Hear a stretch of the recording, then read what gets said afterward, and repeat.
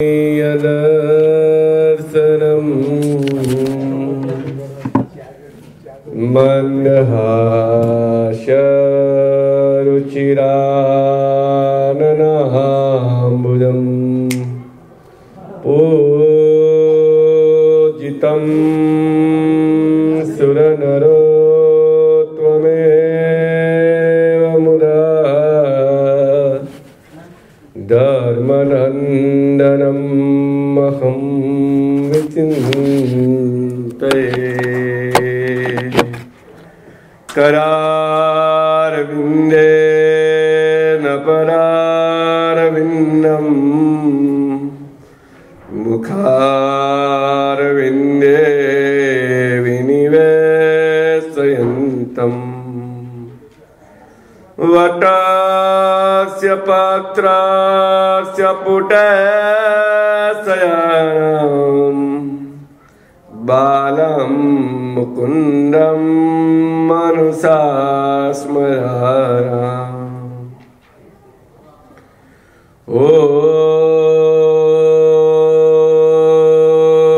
ॐ श्री स्वामिनारायणाय नमो नमः।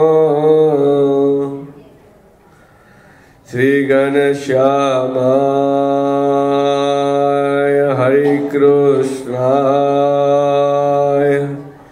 सहजानंद स्वामिने नमो नमः। बोलो स्वामिनारायण भगवाननी, श्री घनश्याम महाराजनी।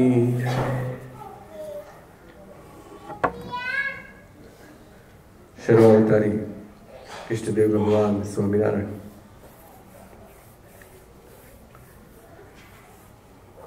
निज मंदिर में विराजता घनश्याम महाराज आदि देव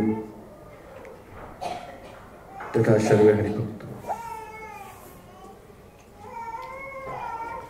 सुंदर एवो आजनो आपणो आ कार्यक्रम कदाच કેટલાક ભક્તો અત્યારે આવીને બેઠા છે, પણ બપોરના 1 વાગ્યાથી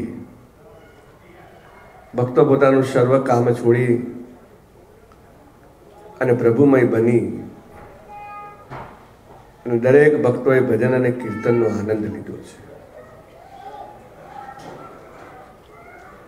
ઘણીવાર સત્સંગમાં, કથાઓમાં, પ્રવચનોમાં આપણે સાંભળતા રહીએ છીએ, જગતમાં દરેકના કંઠ મધુરા હોવા એ જરૂરી નથી।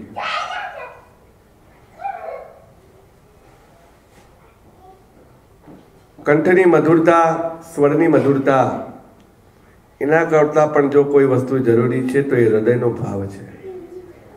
આપણે છેલ્લે આપણે જયંતિભાઈને સાંભળ્યા, જીવને કેટલો ભગવાનનો આનંદ આવ્યો છે કે સ્વામી કથા કરતા કીર્તન મોટું, સાચી વસ્તુ છે, બહુ સાચું છે। ભાગવતના બીજા સ્કંદમાં ભગવાન કૃષ્ણ એમ કહે છે કે સૌથી મોટો આનંદ છે બ્રહ્મ આનંદ। જો જે જીવ બ્રહ્મ થઈ જાય ને પછી એને જે જીવને આનંદ મળતો હોય છે ને એવો આનંદ જગતમાં મોટો એમ કહેવાય છે કે જેની પાસે આ ત્રિલોકીનું રાજ હોય, ત્રિલોકનો ધણી હોય, પણ એને જે આનંદ નથી મળતો એ આનંદ બ્રહ્મ આનંદ વાળાને મળે છે। બ્રહ્મ એટલે માયાથી, વ્યવહારથી અને શરીરથી પર થઈ જવું। આપણે બોલતા હોય અને આપણે જ્યારે ભગવાનમય થઈ જઈએ એટલે બ્રહ્મમય સ્થિતિ આપણી થઈ જાય। ભજે પર બ્રહ્મને બ્રહ્મ થઈ, ભગવાનને ભજવાય તો કેવી સ્થિતિ કરવી પડે? બ્રહ્મ સ્થિતિ કરવી પડે કે જેમાં જીવને કોઈ વિચાર ન હોય। વિચાર એ આપણો માર્ગ ભટકાવે છે। કેટલાય આપણે બેઠા છીએ ને કદાચ આપણા મનમાં એમ થાય કે આપણી સંખ્યા ઓછી છે, આપણે થાકી ગયા છીએ, આવા બધા એવા આપણામાં વિચાર આવતા હોય। પણ આપણે જરાક ઇતિહાસમાં જાઓ, જેટલી મોટી કથાઓ થઈ એમાં શ્રોતાઓ કઈ લાખ, કઈ 2 લાખની ગણતરીમાં નહોતા। એક શ્રોતાએ કરી અને વક્તાઓએ કથા કરી છે। ભાગવતમાં પણ સુખદેવજી મહારાજને જ્યારે પરિસ્થિતિ રાજા કથા સંભળાવતા હતા, ભલે સંતો અને ભક્તો અંદર જોડાયા હશે દિવ્ય રૂપે, પણ જો વક્તા અને શ્રોતામાં હોય તો એક ભક્તો જ બેઠા હતા। સત્સંગી જીવનની કથા પણ જોઈ લો. સુરતમુનિ પ્રતાપસિંહ રાજા, રામાયણની કથા જોઈ લો. કાગભૂષણજી, નારાયણજી, શિવજી, પાર્વતીજી, બધા એક એક લોકો જ હતા. કથા કોઈ સમૂહ માટે નથી. કથા તો એના માટે છે કે જો બેસીને જે સાંભળે તો એક જ ભક્ત એ સહસ્ત્ર ગણા ભક્તની બરાબર છે. અમને કે ભીડ જોઈને કથા કરવાનું મન ના થાય, અમને જીવ જોઈને કથા કરવાનું મન થાય કે કોઈ જો અમને શાંતિથી સાંભળતા હોય તો અમને એમ થાય કે આ એકલા ભક્તને જ અમે આખી આખી ભગવાનની વાતો સંભળાવી દઈએ. તો કહે છે કે જગતમાં જે બ્રહ્મ છે એને પરબ્રહ્મને ભજે એનાથી મોટો કોઈ આનંદ નથી. બ્રહ્મ એટલે કોઈ ચિંતા નહીં. તમે કોણ છો, ક્યાંથી આવો છો, શું કરો છો, એ કોઈ ગતાગમ નહીં. આવીને બેઠા પછી ભગવાનના થઈ ગયા. હા, જ્યાં સુધી બહાર છીએ ને જે કરીએ છીએ એ બધી અલગ વસ્તુ છે. કારણ કે એ આપણા જીવનમાં આપણા પ્રારબ્ધથી જોડાયેલું છે અને એને કર્યા વગર છૂટકો. ભાઈ હું હમણાં ભજન ગાતો જ તો, પણ તમને ખબર હશે હું ઊભો થઈને ગયો. કેમ ગયો? કે ભાઈ મારે ભગવાનના થાળ કરવા પડે, મારે આપણે કોઈ ભક્ત આવે તો જવાબ આપવો પડે. એટલે કર્મ એ જીવને તાણી જાય. તમે જો અહીંથી ઊભા થઈને ઘરે જાઓ છો તો મને ખબર છે કે તમારા દરેકના હૃદય એટલા વિશાળ અને એટલા ભગવાન માટે સમર્પિત છે કે તમે ભગવાનના થઈને ભગવાનના ઘરે રહેવા માંગો છો. પણ કર્મ અને જવાબદારીઓ આપણને ફરી પાછી સંસારમાં લઈ જાય છે. અને આપણે પાછલા સત્રમાં આપણે સાંભળ્યું કે ભગવાને 18 સંતો બનાવ્યા, પણ મહારાજે એમને પાછી શું આજ્ઞા કરી કે ભાઈ જેટલી જરૂર તમારે અહીંયા નથી એટલી મોટી જરૂર તમારી વ્યવહારમાં છે. હે એટલે ભાઈ અમારા કરતાં મોટા સંત તમે છો. હા, અમે તો કપડા થકી સંત છીએ, પણ તમારો સાચો જો વૈરાગ્ય હોય તો એ ગ્રહસ્થનો છે. સાધુ કરતા મોટો વૈરાગ ગ્રહસ્થનો છે. ભવસમ બીતી બે જન્મમાં વાત આવે છે કે જયારે વૈરાગની વાત થઈ તો કે છે વૈરાગ કોનો મોટો કે. હે જુઓ, બધા એમ કે તમે લોકો માયા રાખો છો તો તમને માયાનું અભિમાન બહુ આવે. એમ કે ને કે ભાઈ ગ્રહસ્થો માટે એવું કહેવાય છે કે સેજ રૂપિયો આવી જાય તો અભિમાન આવે. હે પણ જુઓ, અમારામાં એવું જ છે. સેજ સાધુ બન્યો અને ભગવા ઓઢ્યા, કેવા લોકો મોટા મોટા પગે પડતા થઈ જાય. હે ગમે તેવો હોય, ગાંડો ઘેલો, હે એને કઈ બુદ્ધિ ના હોય પણ તો એને આવીને આપણે પગે લાગીએ. એ કે એમ કરીએ, એની પાછળ 2-4 માણસો ફરતા થઈ જાય. હા, કઈ ના હોય એનામાં. એટલે ધીરે ધીરે આમ રે, ઓહો હું તો બહુ મોટો થઈ ગયો. હે હવે મને લોકો પૂછવા માંડ્યા અને ધીરે ધીરે એનો અહમ અને અભિમાન આવે. ત્યારે ગ્રહસ્થોને એવું નથી હોતું. એ તો આપી કરીને પણ નાનો રહે. એનું કરોડો રૂપિયાના દાન હોય, એની આખી પોતાના સમગ્ર પરિવાર સાથેની સેવા હોય, પણ કોઈ દિવસ એને એના મનમાં એવો અભિમાન ના કર્યું હોય કે હું આટલી મોટી સેવા કરું છું તો તમે સ્વામી મને તમારી જોડે બેસાડો. તો પણ એ પગે લાગીને જાય, આપીને પણ લઈને જતો નથી. શું નથી લઈને જતો? અભિમાન લઈ નથી જતો. એવો ને એવો નિર્મામી ને નિર્મામી જ રહે.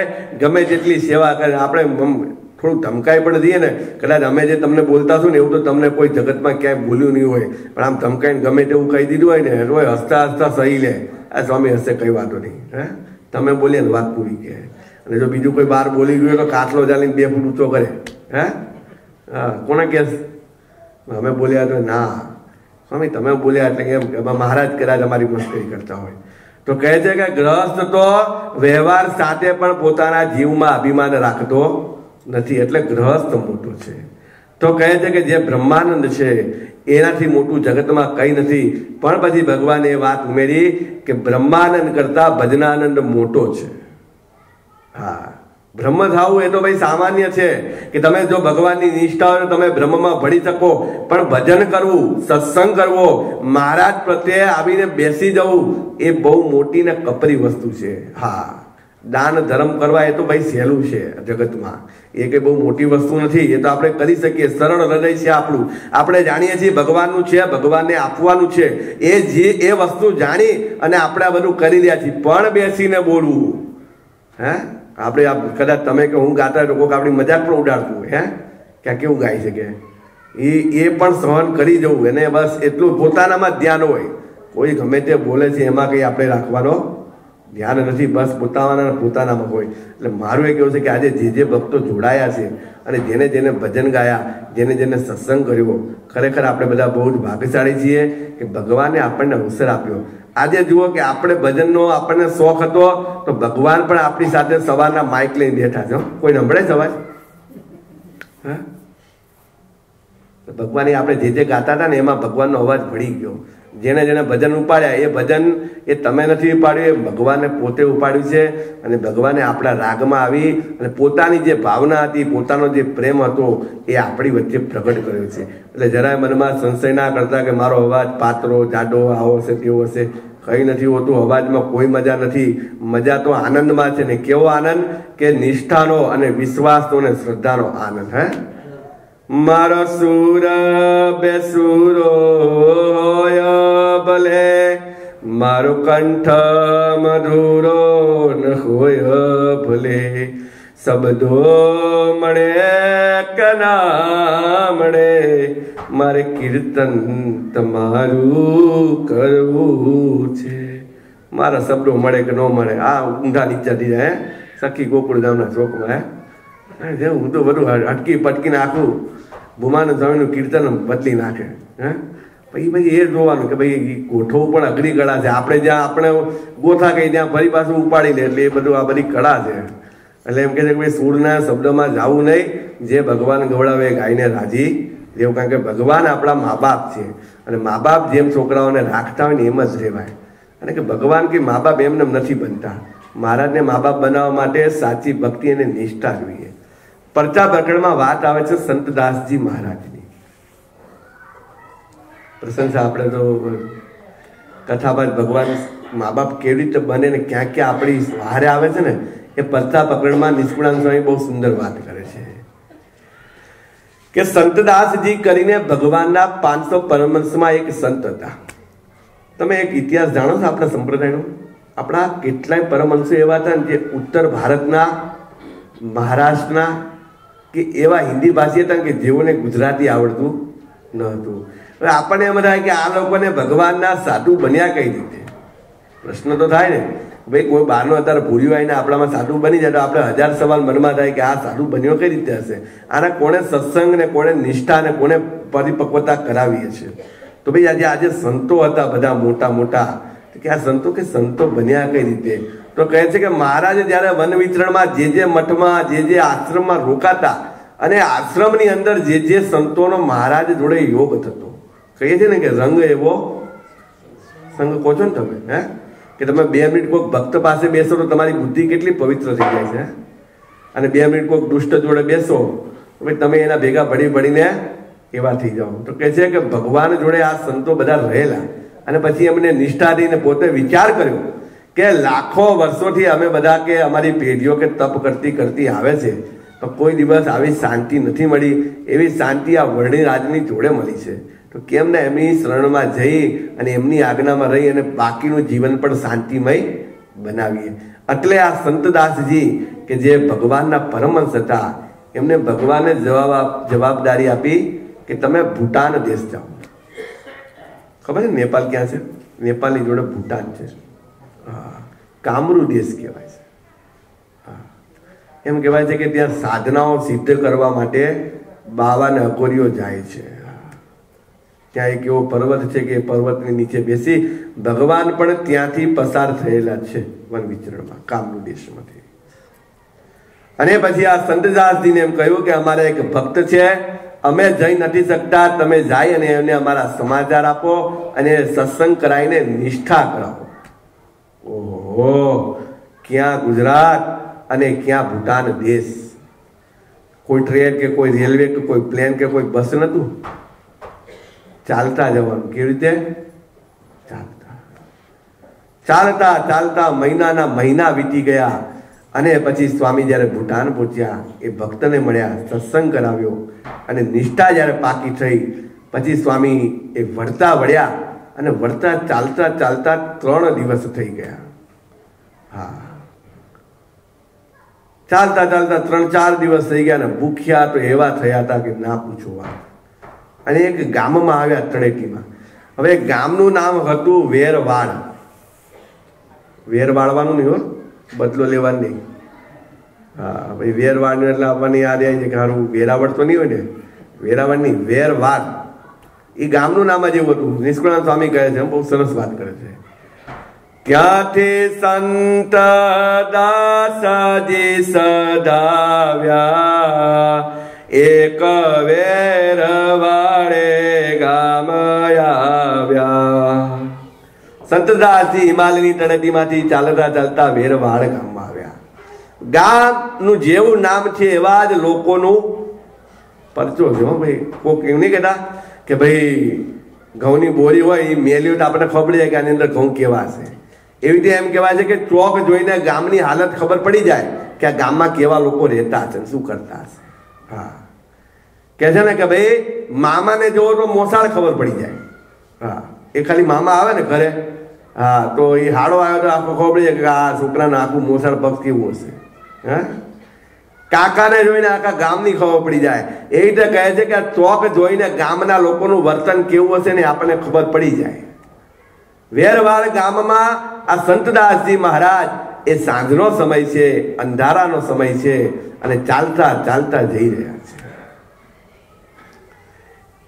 ગામ હોય સજ્જન અને દુર્જન બેય રહે અને આપણે બધા જાણીએ છીએ કે સાંજના સમયે કેટલાય લોકો ચોક ઉપર ભેગા થઈ જઈને વાતો. અહીંયા તો તમે લોકો નથી ટાઈમ મળતો, પણ ઇન્ડિયામાં તમે જુઓ સાંજ પડે ગમે તેવું ગામ હોય, પછી મંદિરનો ઓટલો હોય કે ચોક હોય કે ગમે ત્યાં હોય, એ બેઠા જ હોય. 10-15 તો એવા બેઠા જ હોય કે બસ એ આખા ગામની ચિંતા કરે. એના ઘરમાં શું થતું એની ખબર ના હોય એને, પણ એને આખા ગામની પડી હોય. હા, ઓલાનો છોકરો ભાગી ગયો ને ઓલાની ભેંસ ભાગી ગઈ ને એવી એવી વાતો કરે વગર પાયાની, એને ખબર જ ના હોય. અને પછી તો જ્યાં મહારાજ ત્યાંથી પસાર થયા અને પછી આ લોકોનું કામ તો એટલું કે સમાજને આ લોકો મદદરૂપ ના થઈ શકે, હેલ્પ તો જરાય નહીં. હા, ત્યાંથી કોઈક નીકળતું હોય તો પડી ગયો તો આમ હસે ખરા જોઈને, પણ એને મદદ કરવા માટે ઊભા ન થાય. એટલે આ લોકોને એમ કહેવાય છે કે સમાજને જેટલું દુશ્મનોથી નુકસાન નથી થતું એટલું આવી પંચાયતથી નુકસાન. દુશ્મન જેટલું આપણું નુકસાન ન કરે એટલું આ લોકો બેઠા બેઠા કરે. રાયનો પહાડ કરે, આટલી નાની વાત હોય, હા, રાયનો પહાડ કરી નાખે, એટલી મોટી વાત બનાવી દે કે ન પૂછો વાત. અને જ્યારે સંતદાસજી પસાર થયા અંધારાનો સમય, હવે આ સંતદાસજી હતા ને દિગંબર સંત હતા. દિગંબરની તમે ભાષા જાણો જ છો કે વસ્ત્ર પહેરતા ના, પોક વસ્ત્ર આપે તો ગળામાં જેમ આવ્યું એમ નાખી દે અને પાછા નદીમાં નાવા જાય અને તણાઈ જાય તો પછી કે વસ્ત્રની વાટે ઊભા ન રહે. આપણે તો નદીમાં નાવા ગયા તો એક ડૂબકી મારીને બહાર નજર કરીએ, ચપ્પલ જતા નથી રહ્યા ને. હે, ડૂબકી મારીએ ખરી ગંગા નદીમાં કે જમુના નદીમાં, પણ ધ્યાન ક્યાં હોય આપણું ચપ્પલમાં ને સામાનમાં કે હારું ડૂબકી મારશું કે બહાર હારું કે સામાન લઈને કોઈક જતું રહેશે. તો કે સંતદાસજીને એવું નતું, કોક આપે અને પહેરે ખરા, પણ પછી જયારે નદીમાં નાવા જાય ને તો ફરી પાછું તણાઈ જાય. ખાલી મહારાજે જે મર્યાદા બાંધી દીધી એ પ્રમાણે પોતાનું શરીર ઢાંકી અને આ સંતદાસજી ફરતા રહેતા. હવે ભાઈ બહુ મોટી વાત છે કે ભાઈ દુર્ગુણો અને દુર્જનોને તો દુર્ગુણ જ ગોતવા પડે, એ લોકોને સજ્જનોની સજ્જનતા દેખાતી નથી. સાધુનો ગુણ ના દેખાયો એને, પણ આવા કપડા અવસ્થા નથી. એટલે શું થયું ખબર છે કે રાતનો સમય છે એટલે આ કોઈ ચોર લાગે છે કે હા, અને કે ચોર નહીં કે આ તો છોકરા ઉપાડી જનારો લાગે છે કે પકડો કે સાલાને મારો કે. સંતદાસજીને પકડીને ઝાડને ફરતે બાંધી દીધા અને પછી તો લાત ભૂસા એવા મારે છે કે ના પૂછો વાત. પછી એક જણ કહે છે કે આવાને તો જીવતો ના જવા દેવાય, આને તો મારી જ નખાય કે. હે, બોલો વિચાર શ્રેણી કેવી છે. જેને કઈ કામ નથી, નવરા નખો જ વાળે. આ નવરા કાંઈ જ ન કરી શકે, એ જગતને કોઈ કામમાં ન આવે. બસ એનું એક જ કામ હોય કે કેમ કરી અને જગતને નુકસાન પહોંચાડી. એટલે જ ભગવાન કહે છે શિક્ષાપત્રીમાં વારંવાર કે સંધ્યા સમયે મંદિરમાં જઈને કથા કીર્તન કરવા.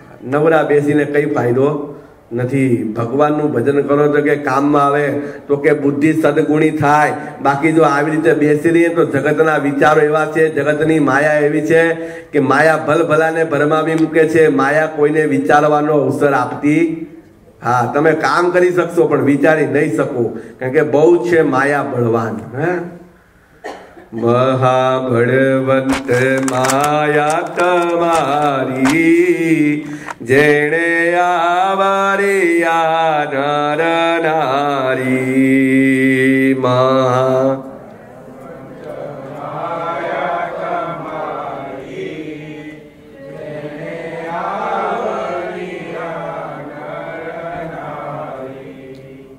ભગવાનની માયા એટલી બળવાન છે કે જીવને વિચારવા નથી દેતી. એ મને વિચાર કર્યો કે આને પૂછીએ તું કોણ છે કોણ નથી, વગર પૂછીએ પકડી અને મારવા લાગ્યા. આપણે ત્યાં તો અહીંયા તો બધું બહુ બહુ સારું છે, પણ તમે ઇન્ડિયામાં જુઓ કોક બે જણનો ઝઘડો થતો હોય ને અને જો મારતા ને જેની જોડાઈ જ જવાનું, ભેગા ભેગા હાથ સાફ કરી લઈએ ને કે એટલે આ તો કઈ કપડું છે ને હાથ સાફ કરો તમે, બિચારા ધોઈ ને અધમુઓ કરી નાખે, પછી ખબર પડે કે લે કેવું જોઈએ ને, પણ શું કે તમે 10 જણા વળી ગયા હતા. હા, અનુભવ હશે બધા કરેલા, હાથ સાફ તો યાદ આવી જાય કદાચ. હે કે જ્યાં લાભ મને લઈ જ લો કે અવિવેક, વિવેક નથી. વિવેક બુદ્ધિ હોય ને એ વિચારે કે ભાઈ આને પેલા પૂછીએ, પછી એની ભૂલ કાઢીએ અને પછી એને સજા આપીએ. કહે છે કે અવિવેક પરમા પદામ પદમ. અવિવેક જેવો કોઈ બહુ મોટો ગુનો નથી, બહુ મોટો ગુનો છે. વિવેક કરતા શીખો. કોને કેટલું માન આપવું, કોને કેટલું માન ઘટે છે, કોનો કેવો સત્કાર, કોનો કેવો સન્માન કરવું. ભગવાને પણ કીધું છે કે આચાર્ય, દેવ, ગુરુ, સંત, શસ્ત્રધારી અને રાજા જો આવે તો એનું તમારે ઊભા થઈને સન્માન. આ વિવેકનો ગુણ મહારાજે આપણને શીખવાડ્યો છે, પણ આપણે નથી કરી શકતા. ક્યાંક ને ક્યાંક હું ઊભો થઈ જાઉં, નાનો દેખાઈ જાઉં કે મારાથી કે ઊભું થવાતું હશે કે હે ઊભો થવો જ નહીં ને. તો કહે છે કે અવિવેક સૌથી મોટો અવગુણ જીવમાં છે. જ્યારે એ અવિવેકીઓ આ સંતદાસજીને પકડીને મારતા હતા અને સંતદાસજી તો ચૂપચાપ માર સહન કરી અને હસતા જ જતા હતા. કે છે ને કે ભાઈ જેને કોઈને દયા ના આવે, જેનું કોઈ નથી હોતું, એના કોણ હોય છે? ભગવાન હોય છે. હે આપણે દયા ન ખાઈએ, કેટલી વાર આપણે આપણા ધર્મની વિરુદ્ધ જઈએ છીએ, આપણે આપણા જે આપણો સિદ્ધાંત છે એની વિરુદ્ધ જઈએ છીએ. કોઈ બિચારા મૂંગા જીવને કે કોઈ બિચારા નિરપરાધ માણસને કોઈ મારતું હોય છે, પણ આપણે એને બચાવી શકતા. એવી ગાયોને લાકડીઓ જોરથી મારે, એવા કૂતરાઓને લાતો મારે અને આપણે ચૂપચાપ જોઈ દઈએ. ભગવાન કહે છે કે આવી હિંસા જોઈને પણ જો આંખો બંધ રાખવી, મહારાજ કહે છે કે આનાથી મોટું કોઈ પાપ નહીં. મહારાજ કહેતા ને ભુજમાં ઓલા જગરામ જગજીવન મહેતાને ત્યાં યજ્ઞમાં ગયા હતા અને પછી યજ્ઞમાં માટે બકરા ને મૃગલા ને સસલા ને બધું બાંધીને વાડામાં બંધ કર્યું હતું. અને મહારાજ જ્યાં પહોંચ્યા, મહારાજ કે આ શાના માટે છે? કે તો કે છે આને તો કાલે યજ્ઞમાં હોમી દેવાના છે, બલિ આપવાની છે. ભગવાન કહે છે કે જગજીવન, જો તારે અમને યજ્ઞમાં બોલાવો હોય અને અમને જગજીવન તારે જો યજ્ઞમાં બેસાડવા હોય તો તારા હિંસા બંધ કરવી. જગજીવન કે મહારાજ તમારે રોકાવો નહીં તો હાલતી પકડો કે હું કે મારો નિયમ બદલીશ. ભગવાન કહે છે કે જો હું હિંસા રોકી ના શકું તો હિંસા થતી જોઈ પણ શકું. હા, હિંસા થતી જોવી એ પણ મોટું પાપ અને મોટો ગુનો છે. જો કોઈ હિંસા કરે છે, જો કોઈ નબળાને કોઈ સબળો મારે છે, કોઈ શક્તિ વગરનાને કોઈ શક્તિ વાળો દબાવે છે, તો ભગવાન કહે છે કે જીવની પરવા કર્યા વગર એનો પક્ષ લેવો. હા, પછી આપણે ચિંતા કરીએ આ કોણ પડે આમાં, આપણે હું લેવા દેવા ક્યાંથી આવ્યો હોય કે મદદ ન કરીએ ને મારી અડધો કરી નાખે. આ જગતમાં જે આ બધું અરાજકતા છે ને એની જ છે, કોઈને કોઈની બીક નથી. એને જો તમે એક માણસ એકને મારતો ને તમે જો એની સામે 5 જણા જાઓ, તરત એને છોડીને ઓલો જતો રહે, તરત એને એ જીવને બચી જાય. ભાઈ લોકોને જોઈને કે આપણે આપણો ધર્મ ના મુકાય ને. આપણને ભગવાને શીખવાડ્યું છે કે ભાઈ પરોપકાર એ સૌથી મોટો ધર્મ છે, પરોપકાર ભૂલવો જોઈએ. પરોપકાર માટે તો લોકોએ કેવા કામ કર્યા છે. સંત એકનાથની વાત સાંભળી? એકનાથ મહારાષ્ટ્રમાં બહુ મોટા સંત થઈ ગયા. આ એકનાથ ભગવાનના બહુ મોટા ભક્ત. હવે પોતે પૈસાદાર હતા અને બહુ જ ધનિક હતા, પણ ભગવાનનું ભજન બહુ કરતા. હવે આ સંત એકનાથજી જયારે ભજન કરતા તો એમને ત્યાં એક વાણિયો ભજનમાં જોડાયો. હવે જૈનમાંથી છૂટો થઈને આવ્યો એટલે એના જે બધા પક્ષવાળા હતા ને એ આના વિરોધી બન્યા કે ગમે તેમ થાય આને પકડીને આપણે કંઈક આને ભૂલમાં ફસાવી દેવો છે. અને પછી કોઈ ગામમાં કોઈક સ્ત્રી મરી ગઈ હશે ને એની સાથે આનો સંબંધ જોડી દીધો કે આ વાણિયાએ જ આ સ્ત્રીને મારી છે કે, અને રાજાની સામે સિદ્ધ કરી દીધું કે આ વાણિયાએ જ આ સ્ત્રીને મારી છે. અને પછી ઓલો વાણિયો કે એકનાથજી કે મારા માથે તો આટલો મોટો આરોપ આવ્યો છે ભજન કરતા કરતા. ભજન કરતા જાય લાજ રે, કેમ કરીને કરું હરી તારી ભક્તિ. ભાઈ ભજન કરતા કરતા લાજ પણ જાય હો. હા, પછી ભગવાનની ભક્તિ આપણે કાયર થઈને મૂકી દઈએ તો ભગવાન કહે છે કે એના ફળ નથી. ભલભલાની પરીક્ષા લેવાય છે તો તમે ને હું તો સામાન્ય જીવ છીએ. આપણી તો ભગવાન પરીક્ષા લેતો હોય તો એમ સમજવું કે પરીક્ષામાં પાસ થયેલો, પરીક્ષામાં પસાર થયેલો માણસ જ પરિપક્વ બને. તમારા છોકરા પહેલાથી 12મા ધોરણ સુધી સીધા પાસ થઈ જાય પછી એનું કઈ અર્થ ખરો? આપણે ત્યાં નતું એટી કેટીમાં ચડાવી દેતા હતા, ઉપર ચડાવી દેતા હતા. પછી એ છોકરા જયારે ખરેખરી ઓલી 10માની 12માની બોર્ડની પરીક્ષા આવે ને ત્યારે જયારે ફેલ થાય ને ત્યારે આપણને ખબર પડે કે આને હારાને પૈસા આપી આપીને પાસ કરાયો, પણ કે હવે હારું નહીં ચાલે. ખરું જયારે આપણી પરીક્ષા થાય ને ત્યારે આપણને એનું દુઃખ થાય કે હવે આપણી ભૂલ આપણી સામે આવે છે. એટલે પરીક્ષામાં પસાર થયેલો જીવ જ એ પરિપક્વ બની શકે. એકનાથજીને કીધું કે મારી આવી પરીક્ષા થઈ, હું શું કરું? કે એકનાથજી કે ભગવાન બધું સારું કરશે. ભગવાનનું ભજન કરનારાની કોઈ દિવસ લાજ જતી નથી. ચિંતા ના કરો તમે. કે પણ કે ચિંતા કેમ ન કરું? કે કાલે કે મારું કે નાક કપાશે અને મારી ઇજ્જત જાશે તો તમારી ઇજ્જત જાશે. કે તમારી સાથે ભજન કરતો હતો ને આખું ગામ તમને એમ કે છે કે સંત એકનાથની જોડે જોડાયેલા ભક્તો ને આવું ભગવાન સજા આપે છે, પછી ભગવાનમાં વિશ્વાસ કોણ કરશે? ત્યારે સંત એકનાથજીને ચિંતા થઈ કે આ વાત સાચી છે. પાછલા જીવનમાં એ સંત બન્યા હતા. પેલા ભજન કરતા એ સમયની વાત કરું. ત્યારે એમને પત્ની પણ હતી અને પછી એની પત્નીને ઘરે જઈને વાત કરી કે આવું થયું છે અને પછી કહે છે કે હવે હું એનો આડ મારા માથે લઈ લઈશ. કે અને બીજા દિવસે રાજાના સભામાં જઈને કહી દીધું કે આ જે કૃત્ય છે એ મેં કર્યું છે. મારે એ સ્ત્રી સાથે સંબંધ હતો અને મારા કારણે એ સ્ત્રી મરી છે અને આ બધો જ ગુનો મેં કર્યો છે. પણ કહે છે ને કે જે ભક્તિને ભજન કરતું ને એનો પક્ષ બહુ મજબૂત હોય. રાજાને બધા વિચાર કરવા માંડ્યા કે આ ભગત એવા તો નથી જ, કે એવું તો ના જ કરી શકે, પણ ખો નાખો આને ઓલાનું આર પોતાની માથે લીધું છે. પણ કે હવે નિયમ પ્રમાણે એને સજા તો કરવી જ પડશે ને. તો કે બહુ આગની સજા નથી કરતા. કે ગધેડા માથે, ઊંધા માથે બેસાડી, મોઢે કાળી મેસ ચોપડી અને ગળામાં રીંગણાનો હાર પહેરાવી દો.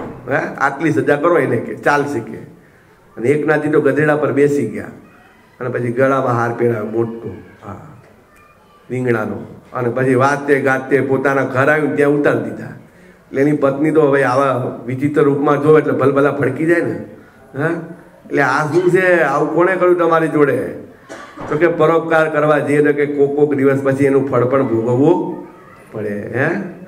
તો કે પણ કે આ તમે ગધેડા પર સવારી કરી દીધી, કે આ સુધી કે ઘોડા પર બેઠો, હાથી પર બેઠો, બધે બેઠો, અત્યાર સુધી ગધેડા પર બેઠો. આ જોઈ લીધો કે ગધેડામાં મજા આવે છે. કે સારું. કે અને કે તું આ રીંગણાનું હાર કે 3 દાડા શાક થશે, કે શાક બનાય. કે અને કોઈના કીધે કોઈની લાજ જતી નથી. ભગવાનના ભક્તોની લાજ મહારાજ રાખતા હોય છે. એટલે એવી રીતે જ અહીંયા થયું કે ભાઈ સંતદાસજીને જ્યારે બાંધી દીધા અને તલવાર કાઢીને મારવા તૈયાર થયા છે તો કોણ આવે છે? કે જેનું કોઈ હોતું નથી એના કોણ હોય છે? ભગવાન. 4 માણસો દોડતા આવ્યા. 2 પુરુષો છે, 1 સ્ત્રી છે અને 1 બાળક છે.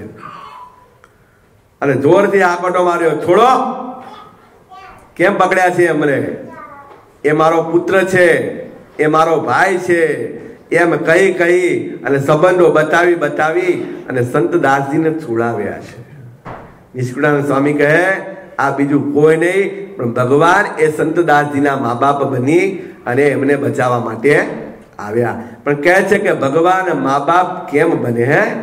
કહે છે તેના સગાવાલા જન દેહ આવ્યા નાથ રૂપ ધરી તે. ભગવાન એના સગાવાલાનું રૂપ ધારણ કરી આવી અને સંતદાસજીને બચાવ્યા છે. આવો પરચો ભગવાને પૂરીને એ વાત સિદ્ધ કરી દીધી કે જે ભગવાનના દીકરા થાય છે તો મા બાપ પોતાના દીકરાને કોઈ દિવસ દુઃખી થવા દેતા નથી. પણ કહે છે કે ભગવાન મા બાપ ક્યારે બને અને આપણે એના પુત્ર ક્યારે બની શકીએ? ભાઈ એમને તો થવાય નહીં ને. ભગવાન મા બાપ કે એમને તો બનતા નથી, આપણા કર્મ સારા હોય તો બને, અને આ એ જ કર્મ જો બહુ સારા હોય તો આપણે એના પુત્ર બનવાની લાયકાત પણ એમને પ્રાપ્ત થઈ જાય છે. જ્યારે આપણે ભગવાનના સંત અને ભગવાનના ભક્ત માટે પ્રેમ ભાવ વધે, ધીરે ધીરે એમ થઈ જાય કે ભાઈ મારી બાજુમાં બેઠા એ કોઈ શૈલતભાઈ નથી, કે કોઈ રમેશભાઈ નથી, કે મહેન્દ્રભાઈ નથી, આ તો બધા પરિવાર છે ને આ મારા ભાઈ છે. મારાથી મોટા હોય તો મોટા ભાઈ અને નાના હોય તો નાના ભાઈ. બાળકો રમતા હોય તો પણ એવું કે ભાઈ આ કોઈના નહીં, આ આપણા આંગણામાં રમતા આપણા છોડ છે, આપણા ફૂલ છે, અને બધા બાળકોને સમાન ભાવ રાખે, કોઈના પ્રત્યે પોતાના મનમાં ભેદ ન હોય. ભગવાન કહે છે સમભાવ આવે ત્યારે ભગવાન માતા પિતા બને છે. રાજ સંતદાસજી ત્યાંથી આગળ વધ્યા છે અને મા બાપ કેવી રીતે બને ભગવાન એ વાત સિદ્ધ કરી છે. અરે સંતદાસજી એ વ્યાપકાનંદ સ્વામીની વાત ફરીથી કહે છે કે વ્યાપકાનંદ સ્વામી સત્સંગના વિકાસ માટે એ બુંદેલખંડમાં વિચરણ કરતા હતા, અને વિચરણ કરતા કરતા એક ગામની ભાગોળે આવી ગયા. આ વાત છે ઓલા વાણિયાના કરોડો રૂપિયા ભગવાને પાછા આપ્યા હતા ને, ખબર મેં તમને વાત કરી હતી. મધ્યપ્રદેશમાં ઓલા મુસલમાન રાજા એમ કીધું કે જો તું કરોડો રૂપિયા ના ભરે તો તને મુસલમાન કરું. આ વાત મેં કરેલી છે. પછી વ્યાપકાનંદ સ્વામી એમને મળ્યા, ઓલા વાણિયાને મરવા જતો હતો, અને પછી કીધું ભાઈ તારે મરવાની જરૂર નથી, તું સ્વામિનારાયણ નામ ધારણ કર, ભગવાન તારું દેવું ભરી દેશે, ચિંતા ન કરી. અને બીજા દિવસે સવારે મહારાજે એ મહિનાની વાર હતી, મહિનો પૂરો થયો અને ભગવાને એ વાણિયાના 1 કરોડ રૂપિયા રોકડા ભરી દીધા હતા. હા, એ વ્યાપકાનંદ સ્વામી ત્યાંથી ચાલતા ચાલતા આવ્યા. અને ભાઈ આ તો આપણે બેઠા છીએ આજે બધા સવારથી ચા નાસ્તો કરતા કરતા આપણે બધા શાંતિથી ભજન કરીએ છીએ. આ બધું એક તૈયાર ઝાડમાંથી ફળ આપણને મળી રહ્યા છીએ અને આપણે ભોગવી રહ્યા છીએ. પણ આ સત્સંગનો પાયો જેને જોયો છે ને, આ મહારાજે જે સત્સંગ આપણા માટે લાવ્યા છે ને, એની શરૂઆતમાં બહુ કઠણાઈઓ આવી છે. વ્યાપકાનંદ સ્વામીને 3 દિવસ સુધી જમવાનું નહોતું મળ્યું. 3 દિવસ, 3 કલાક નથી કહેતો. હા, આપણે જો ને કાલે એકાદશી છે ને, અત્યારથી ચક્કર આવવા માંડે ચાલુ થઈ જાય. હા, કેટલાક તો કે હા ઘરે જઈને કે હવે કે કાલ તો કે રવિવાર હતો કે ભજીયા બનાવીશું, પણ કે હારું કે હવે શું થાય, એકાદશી આવે એટલે બધા ચક્કર આવી જાય આપણને. હા, 15 દિવસે એક વખત એટેક આવે જ આપણને. હા, એકાદશીનું યાદ હોય તો ઠીક હો, બાકી ના યાદ હોય ને એટલે બધા જ કન્ફર્મ કરતા હતા કે સારું કાલે રવિવાર છે ને એકાદશી છે, કે ઉપવાસ કે આજે ભેગું કરીએ ના ચાલે, કે કાલે કે રવિવાર શાંતિથી કે ગરમા ગરમ ખવાય ને કે અઠવાડિયામાં 1 દિવસ ઘરે. હા, એવો પ્રોગ્રામ તો નહીં ને કઈ રમેશભાઈ. સંતદાસજીને 3 દિવસના ઉપવાસ પડ્યા અને બરાબરની કકડીને ભૂખ લાગેલી હો. એ ખેતરમાં આવીને બેઠા ને ભગવાનને યાદ કર્યા કે પ્રભુ આપનું ભજન કરવું છે, સત્સંગ કરવો છે. જો આ દેહમાં તાકાત નહીં રહે તો કે ભજન કઈ રીતે કરીશ? કારણ કે ચક્કર આવીને બેસી ગયા ને એમને પોતાના પેટની ચિંતા નથી, પણ ભગવાનના ભજનની ચિંતા હતી. કારણ કે આપણે બધા જાણીએ છીએ કે સ્વામિનારાયણ ભગવાનનો સત્સંગ પાંદડે પાંદડે છે. ક્યાં છે? પણ ગુણાતીતાનંદ સ્વામી બહુ સરસ વાત કરી હો, કે સ્વામિનારાયણ ભગવાનનો સત્સંગ પાંદડે પાંદડે ત્યારે થશે કે જ્યારે આપણા રૂવાડે સ્વામિનારાયણ ભગવાનનો સત્સંગ હશે. આપણા રૂવાડે પેલા હોવો જોઈએ ને. હા, આપણે વાતો તો કરી લઈએ, પણ જ્યારે સત્સંગની વાત આવે ત્યારે બેસવું, સાંભળવું ને આ બધું કરવું આપણને કંટાળો આવતો હોય તો ભાઈ આપણા રૂવાડામાં સત્સંગ નથી તો પાંદડે ક્યાંથી થવાનો છે? તો કહે છે પેલા રૂવાડે સત્સંગ કરો. ભગવાનની વાત આવે તો આમ જ્યારે 1 સેકન્ડમાં તો 10 ફૂટનો કૂદકો મારે ને એવી ચપળતા જ્યારે આવે તો સમજી લેવાનું કે સત્સંગ પાંદડે પાંદડે કરી શકે, બાકી ન થાય. અહીંયા એ વ્યાપકાનંદ સ્વામીને એ ચિંતા છે કે ભગવાનનો સત્સંગ કરવો છે પણ જીવમાં શક્તિ નથી. અને એ જ સમયે વ્યાપકાનંદ સ્વામી જ્યારે મહારાજને યાદ કરતા હતા, એક બ્રાહ્મણ ત્યાં આવ્યો અને બ્રાહ્મણે હાથ જોડ્યા. ઓહો, આપ જેવા સંત પુરુષના દર્શન થયા, મારું જીવન ધન્ય થયું.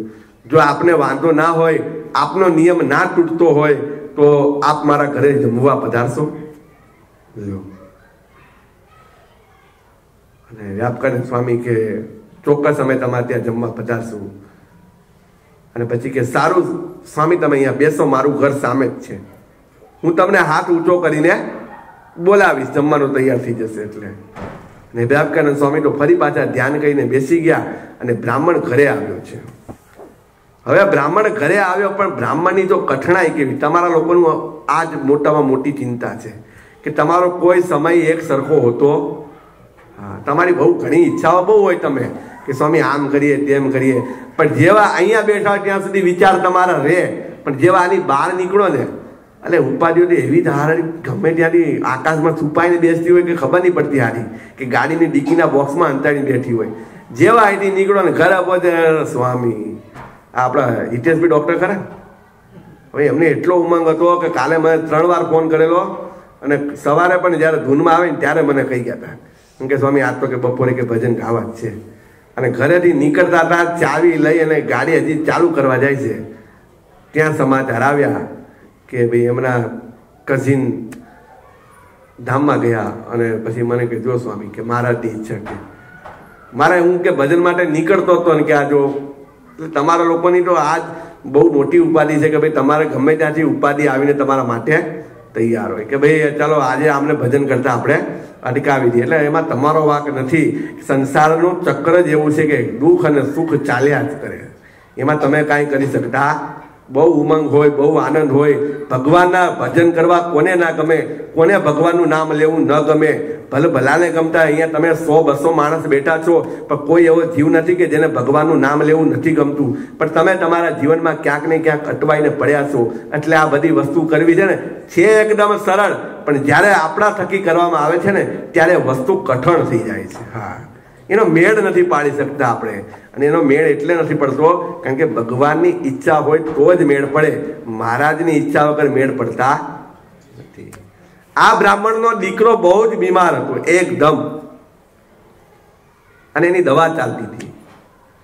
અને બ્રાહ્મણે તો રસોઈ તૈયાર થઈ ગઈ અને હાથ ઊંચો કર્યો બહાર. સ્વામી વ્યાપકાનંદ સ્વામી કે હા ચાલો જમવાનું તૈયાર છે. કે જુઓ આ બાજુ હાથ ઊંચો કર્યો ને આ બાજુ છોકરાનો પ્રાણ પડી ગયા. ઘરમાં નજર કરી તો ઘરના બાઈ માણસ રડવા લાગ્યા. કે કેમ રડે છે કે તો કે છે કે હવે આપણો દીકરો રહ્યો નથી. કેટલું દુઃખ.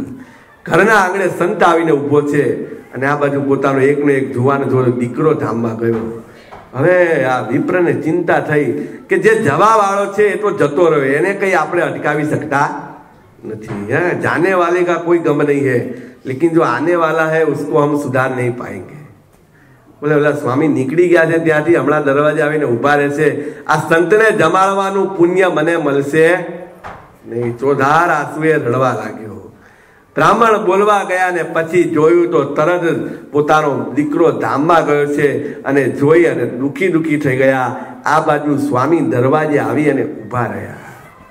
બ્રાહ્મણે રડતો જોયો એટલે સ્વામીથી રહેવાનું નહીં. કે ભૂદેવ તમે હમણાં તો કે ખુશ હતા કે એકદમ કેમ રડવા લાગ્યા કે. અને ભાઈ કહેવાય છે ને કે ભાઈ સંતની આગળ હૃદય ખોલવું.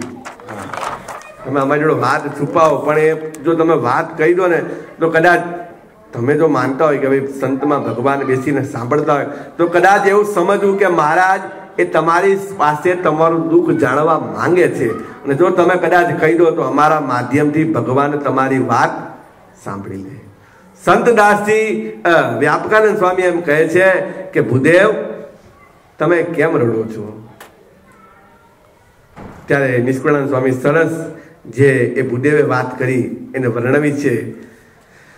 મુવે મનુષ નહીં જમે સંત, ભૂખ્યા જાશે એ દોષ અત્યંત.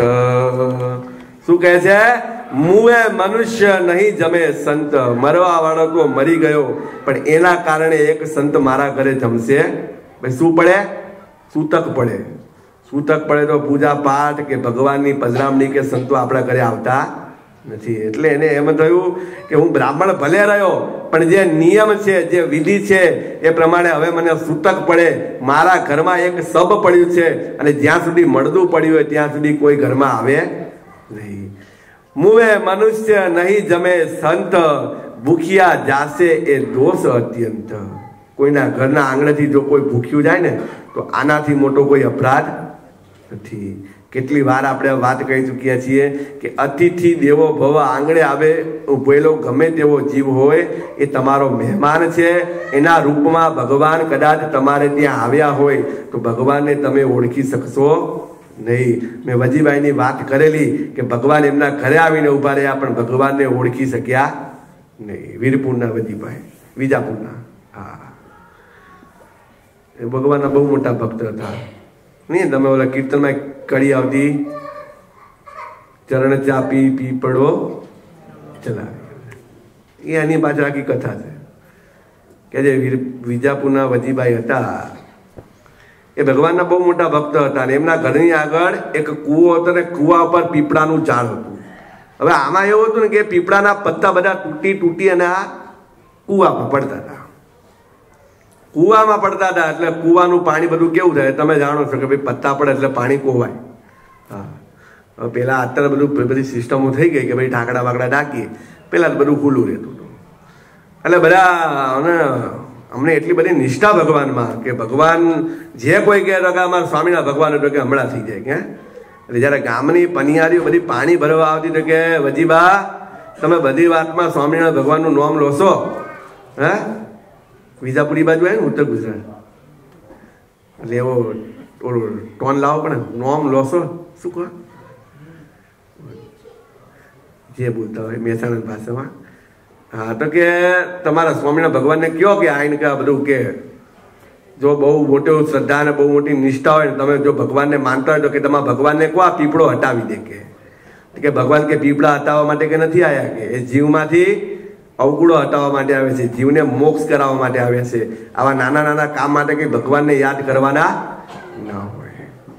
અને પછી તો થોડો સમય ગયો પણ આ તો ભક્તની, મેં પહેલા જ કીધું કે ભક્તનું જ્યાં ઇજ્જત આવે, ભક્તની ગરિમા આવે તો ભગવાન દોડતા દોડતા આવે છે.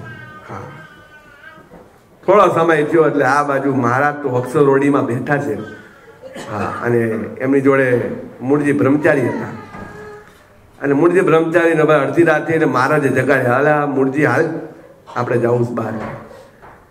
એ ભગવાન, આ તમે ભગવાન થયા ને તમે કાંઈ બુદ્ધિ જ નથી કે આ કે અડધી રાત તો જુઓ કે થોડા દિવસ થોડી છે કે નીકળી પડવાનું છે કે ક્યાં જવું છે કે તમારે અડધી રાત્રે કે તમે સંકલ્પ માત્રથી બધા કામ કરી શકો છો.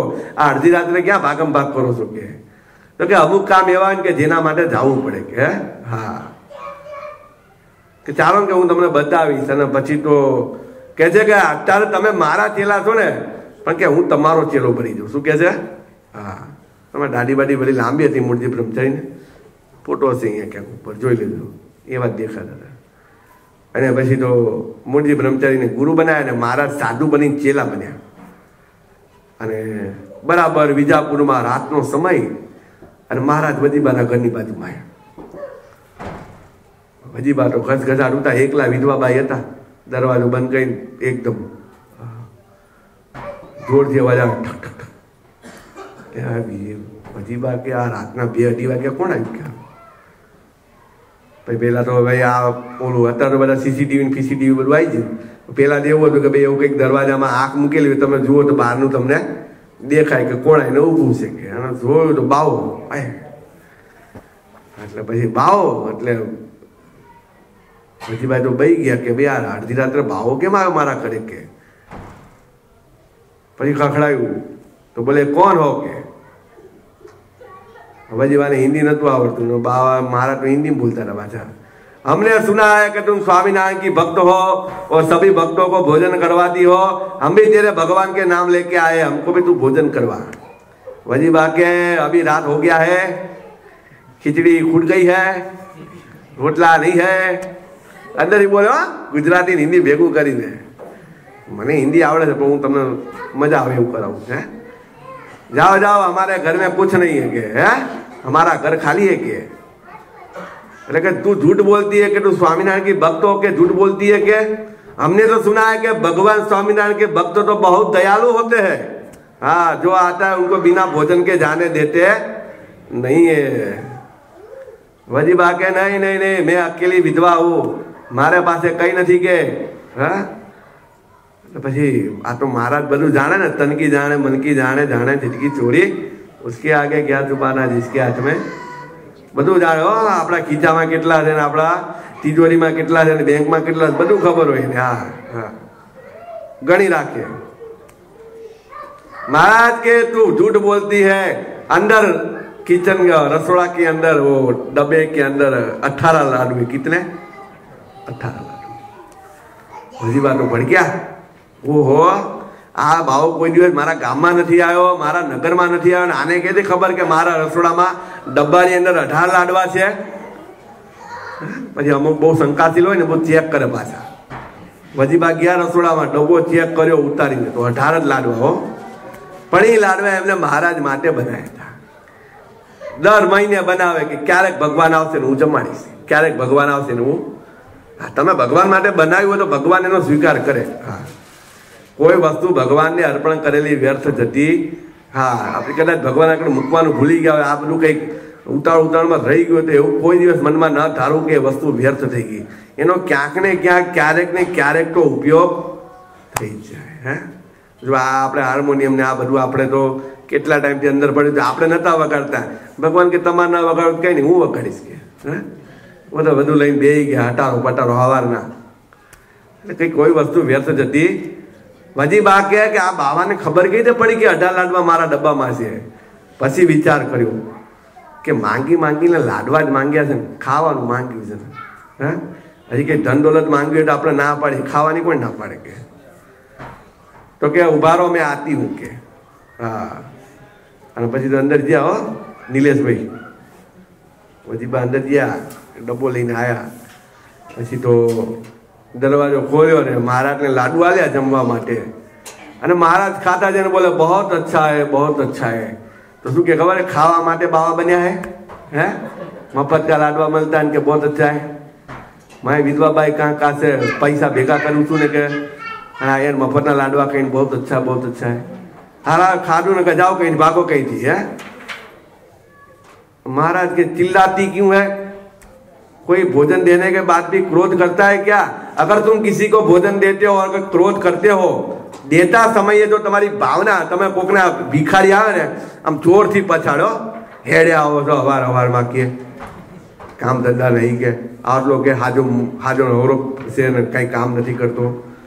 આપતા આપતા પણ એને 2-4 તો સંભળાઈ જ દે બરાબર ને. ઓલો બિચારો પછી લેતા લેતા ગયા, ક્યાં મારા હવાર હવારમાં બોણી થઈ, આના કરતા બીજે ગયો હોત તો. ભાઈ આપો તો પ્રેમથી આપો. કોઈ દિવસ દાનમાં ક્રોધ હોવો જરૂરી નથી. અને પછી મહારાજ કહે છે ક્રોધ મત કરો. પછી ભાઈ કે આ ખાઈ લો કે પછી જાઓ કઈથી ભાગો કે.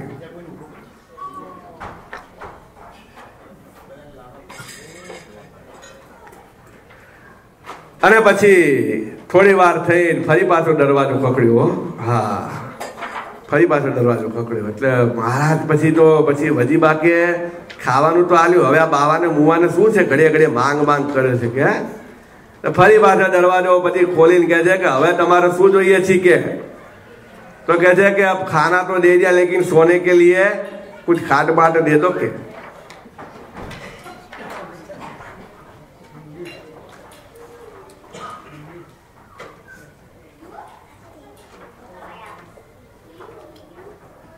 વેચી દો ને બધા એક એક પાછળ જવાનું, પતી જાય ફટાફટ.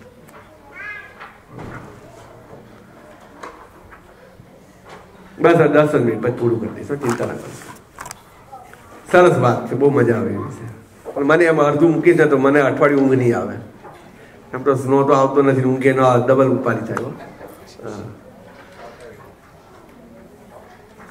અને પછી કહે છે कि सोने के लिए खाट दो. खाट समझो ना, खटिया पलंग क्या बोलते हो आप लोग? आपके वहाँ तो बेडरूम में वो लगा हुआ होता है सोफा सेट और बेड. આપણે ગામડા બધા રહેલા છીએ આપણે ભાઈ, ઓલી સીંદડી વાળા ખાટલા હોય ને એને ઓલા લીમડાની નીચે નાખ્યો હોય અને પછી એમાં ભૂતા હોય. ભાઈ અમે આનંદ લીધો છો. સપૈયામાં આપણે જમીન છે અને જઈએ બપોરે ખેતરે તો ખાટલામાં બેસીએ, બહુ એ હવા ને એ બધું તો ખરેખર જગતમાં હું તો એમ કહું છું એવી વસ્તુ તો આપણે ન મળે પૂરતી. હે, આ ખાટલામાં બેડમાં આરામ આવે એના કરતાં એમાં બહુ મજા આવે. ક્યારે આંખ મીચાઈ જાય ને એ ખબર ના પડે આપણને. હો હા, वो कहना अपने बराबर हदड़ो त्यारे अपने खबर पड़े कि लो आप ऊँकी क्या. कह जाए कि सोने के लिए खाट दो, हमें खाट चाहिए. તો કહે છે કે પેલા ખાવા માટે લાડવા માંગ્યા, હવે હુવા માટે ખાટલા માંગે છે, કાલ ઉઠીને રહેવા માટે ઘર માંગીશ તો કે હે ભાગારા મારા મુવા પીટિયા કે મહારાજ. પછી ઓલા મૂર્તિ બ્રહ્મચારી શું કે મારા સુધરો ને આટલું સાંભળો તો એ સુધરતા નહીં કે આવી જાઓ છો હેરાન થવા કે હવે તમે શાંતિ રાખો કે બહુ મજા આવશે કે મૂર્તિ કે જુઓ કે. પછી કે છે तेरे को नहीं देना तो तू मना कर दे, मुझे पता है तूने तेरे भगवान स्वामीनारायण के लिए रंगत पाट बनाई है. कैसी रंगट ढोलियो जो है हाँ दादा कदर दरबार में तो रंगट ढोलियो हाँ बोले रंगट ढोलियो ते तारा भगवान માટે બનાવ્યો છે તું મને ના પાડે છે. પછી વજીબા કે આને આરાને બધી ખબર કઈ રીતે પડે છે, નક્કી કોઈ તાંત્રિક લાગે છે કે હે. પછી શું કે છે કે ખાટલો આપું પણ કે મને પાછો આપવાનો તો આપું કે तो क्या सुबह ले लेना, तेरी खाट मुझे क्या करनी है. અને પછી ખાટલો નાખીને મહારાજ પીપળાની સામે સૂઈ ગયા અને મૂળજી બ્રહ્મચારી નીચે સૂઈ ગયા. પણ વજીબાને ઊંઘ આવતી કેમ ઊંઘ આવતી હતી? ખાટલો બહાર છે એટલે બાહુ બહાર છે એટલે નહીં, ખાટલો બહાર છે એટલે કે કાકારો ખાટલો ખભે નાખી લઈ જશે તો. અને પછી યાર રાત્રે 2:30 વાગ્યા અને પછી વજીબા તો એકદમ ઓલું ઊંચું કરીને જોયું ત્યાં તો મહારાજે પગ લાંબો કર્યો અને જો પીપળો હતો ને પીપળાના સુધી પગ પહોંચે પેલા તો વજીબા બેભાનથીને ઢળી પડ્યા કે આ તો સારું કે ભૂત છે કે સારું કે કોક ગોળી લાગે છે. વજીબા તો ઢળી પડ્યા ત્યાં અને ભગવાન તો રાતોરાત કામ પતાવીને સવારે નીકળી ગયા. સવાર થઈ એટલે બધી પનિયારીઓ આવી કરે અને જોર જોરથી બારી ખખડાવે પણ વજીબા દરવાજો ના ખોલે. એ ભૂત જોયું, ભૂત જોયું, ભૂત જોયું. વજીબા કોઈ ભૂત નથી, તમારા ભગવાન સ્વામિનારાયણ આયા અને આ પીપળો ખસાડીને જતા રહ્યા. અને ત્યારે વજીબાને દુઃખ થયું કે આંગણે આવેલા અતિથિને હું ઓળખી શકી. એટલે કહી છે ભાઈ અતિથિ દેવો ભવ, તમારા ઘરે કોઈક આવીને ઊભો હોય તો એના ઉપર તમે એકદમ તમારા ઘરનો બધો ગુસ્સો ના કાઢો. અરે ભાઈ એને તમે તમારા સ્વભાવનો પરચો ના આપો. અહીંયા આ સંત જેવા એ વ્યાપકાનંદ સ્વામી એ બ્રાહ્મણના ઘરે આવીને ઊભા છે. બ્રાહ્મણના માથે તો આબ તૂટી પડ્યું છે કારણ કે એનો એકનો એક છોકરો ધામમાં ગયો છે. હવે આગળની કથા આપણે આગલા સત્રમાં લઈશું.